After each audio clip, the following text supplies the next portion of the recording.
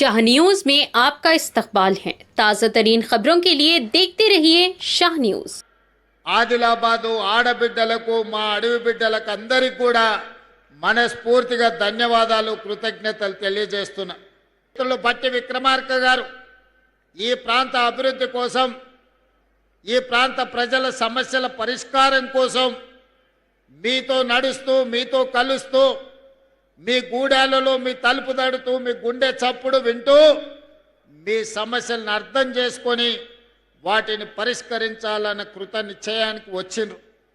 మరి ఈనాడు 2 సంవత్సరాల అధికారంలో పూర్తి చేసుకున్న సందర్భంగా, ఈ మధ్యకాలంలో మేము చర్చించుకున్న సందర్భంలో వారు నేను కలిసి ఆనాడు మొట్టమొదట పిసిసి అధ్యక్షుడిగా నిర్మల్లో నిరసన తెలిపిన, ఇంద్రవెల్లిలో దళిత గిరిజన దండోర కట్టిన, పీపుల్స్ మార్చ్ ద్వారా ఆదిలాబాద్ నుంచే వారు పాదయాత్ర మొదలుపెట్టిన, పిసిసి అధ్యక్షుడిగా, సిఎల్పి నాయకుడిగా మేము ప్రత్యేకమైన దృష్టిని ఆదిలాబాద్ మీదనే పెట్టినాం. ఎందుకంటే ఈ ప్రాంత ప్రజలు అమాయకులు, ఆత్మ గౌరవంతో బతికేవాళ్ళు.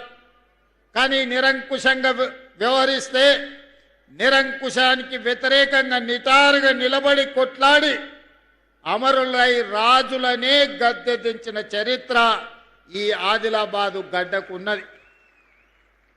నిరంకుశత్వంపై నిటారుగా నిలబడి ఆనాడు కొమరం భీముడు కానీ, రామ్జీ గోండు కానీ నిజాం సర్కారులకు వ్యతిరేకంగా ఈనాడు 1000 ఊర్ల మర్రిగా ఈ ప్రాంతంలో ప్రసిద్ధి పొందిన రామ్జీ గోండు త్యాగం, జల్ జమీన్ జంగల్ నినాదం ప్రపంచానికే వినిపించేంత గొప్పగా ఉద్యమాన్ని నడిపిన కొమరం భీముడు మీ బిడ్డ, మన గొప్ప స్ఫూర్తి ప్రదాత ఈ ఆదిలాబాదు బిడ్డ.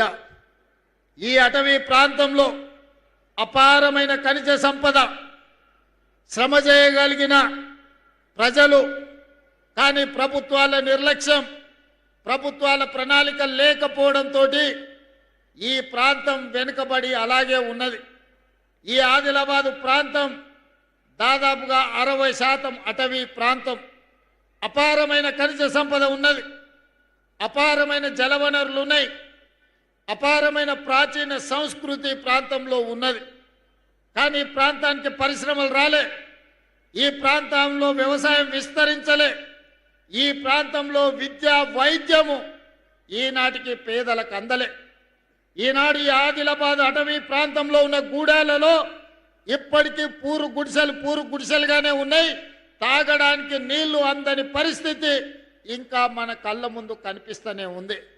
నేనే స్వయంగా ఈ ప్రాంతంలో పర్యటనకు వచ్చినప్పుడు గూడాలలో పర్యటించిన నాడు మిత్రులు స్వయం బాబురావుతో మాట్లాడి ఈ ప్రాంత గూడాలలో ఉన్న పటేన్లను కలిసి తప్పకుండా మన ప్రభుత్వం వస్తుంది, మీ సమస్యను పరిష్కరిస్తామని ఆనాడు ఈ ప్రాంతంలో గూడాలలో ఉన్న పటేళ్లకు నేను మాటిచ్చి ఈ ప్రాంతం అభివృద్ధి పదం వైపు నడిపిస్తా అని చెప్పి ఆనాడు అనుకున్నాం.